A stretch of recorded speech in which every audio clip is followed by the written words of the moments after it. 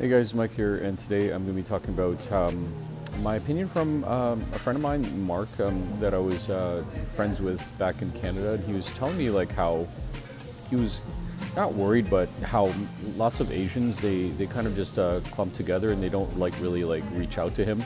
And I guess I don't know, like I don't really want to bring Mark into this too much, but whatever. He was kind of complaining to me when I was over there that some of the Asians that he was talking to were like they're just sticking together and not coming out and talking to him. And I'm like thinking like why are they supposed to come out and talk to you? Why are they supposed to come out of their their comfort zone? Because I feel like Asians are really notorious for having like a really small comfort zone. And I think the reason why I was like thinking about this is because like some table of like I don't know, they look like they're discussing something that's like really important, and I don't know if this sound is going to carry over to my video, but whatever.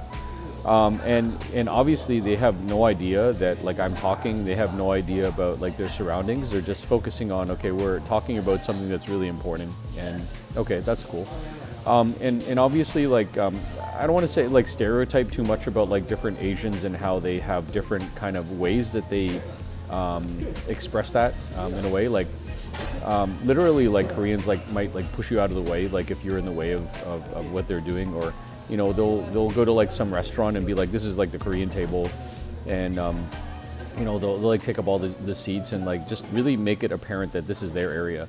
And maybe that also has to do with like just their space, like this is the place that we have, right? And we have enough people, enough bodies to take over this like one area or whatever. And I don't know, it's kind of just weird to me about that. And I know it's kind of like a stereotype too, but like Indians will kind of do that too in Canada. They'll just kind of like sneak in though, like say if you're like sitting in a chair by themselves yourself, then they'll get like one person to sneak in like in the table that you're in, and then the rest of them will just kind of all surround you.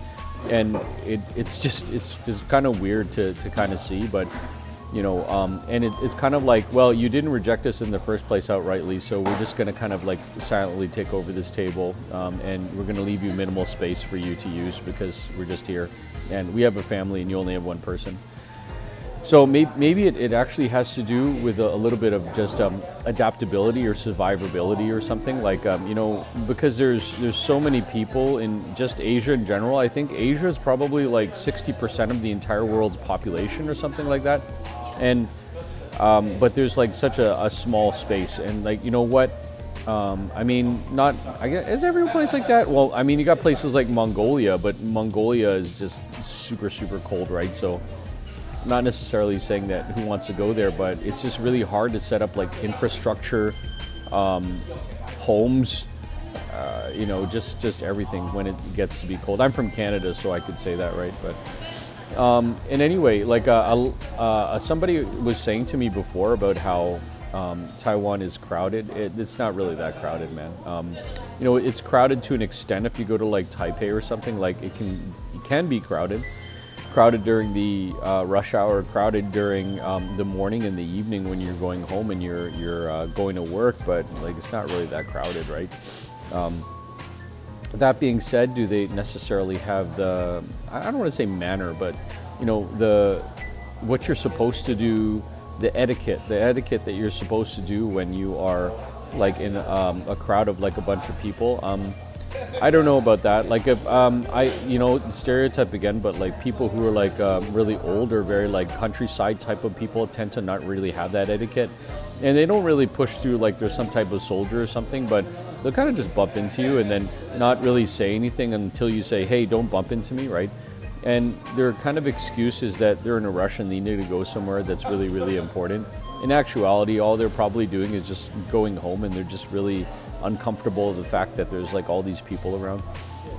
Guys, I don't know like what it is about Asia that's like so attractive, but at the same time like there's so many problems. Like you come here and you want to go make money, but then there's all these people everywhere, right? There's so much opportunity for things like teaching English, but at the same time you got things like language problems and stuff like that, right? But anyways, guys, that's my 5 cents about my take about Taiwan. I'll see you guys later. Bye.